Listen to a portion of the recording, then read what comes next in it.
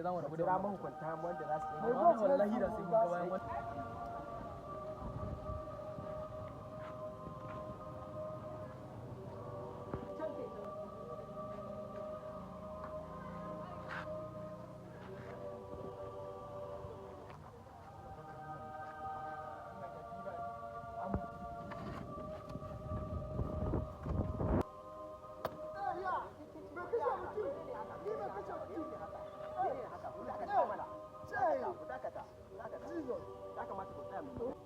ya haƙuri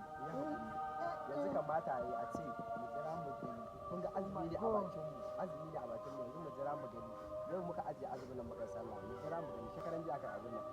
idan muka jira muka gani muka jira mu ga masu doka da oda gwamnati ne za su yi hukuncin za su dauka kan abin idan ba su dau hukunci ba wallahi tallahi idan ba su dau hukunci ba abin da ba zai taɓa tafiya a banza ba kun sani in ba su dau hukunci ba mutanen gari da al'umma ma za su dau hukunci sai mu jira mu gani mu jira masu doka da oda akan abin su dau hukunci akan abin idan ba su dauka ba wallahi na rantse maka da Allah babu wani wanda za a kyale dan ba wai tsoron su muke ba dan wai mun sun yi abu wai muna tsoron su ne kasa mu sa mu dau hukunci mun yi ne kawai don zuciyar musulunci kuma mu ba a ba mu dama mu dau doka a hannun mu muna jira masu doka da oda akan abin su hukunci akan masu abin ina ba ku hakuri da mu hakuri mu jira mu ba su lokaci mu jira mu gwamnati me za ta yanke hukunci akan haka an mu kyale shi ne kawai dan kai magana kawai dan saboda dan namu ce musulunci ba ta ce mana kawai dan saboda dan namu da ke zamu rabu da jira mahukunta wanda za su yi wallahi da sai mun ga bayan wannan hukunci kawai zamu rabu da shi ya hamala kawai zamu rabu da wannan mutumin musulunci ne wannan dinsa ba shi da haƙƙin komai akai ku zo ku taɓa shi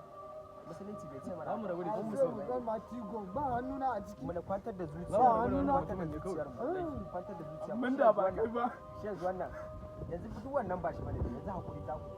zuciyar musulunci ba ta ce mu dan hukunci ba hannuna ba na jira mun gwantin da za su yi amma wallahi ba da ban kai sai mun gama da kai ya goma sai kashe ni fa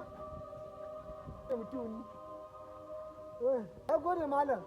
a siya wutar ma tigo babu hannuna a cikin abu da ya faru ban so ba ni ba ya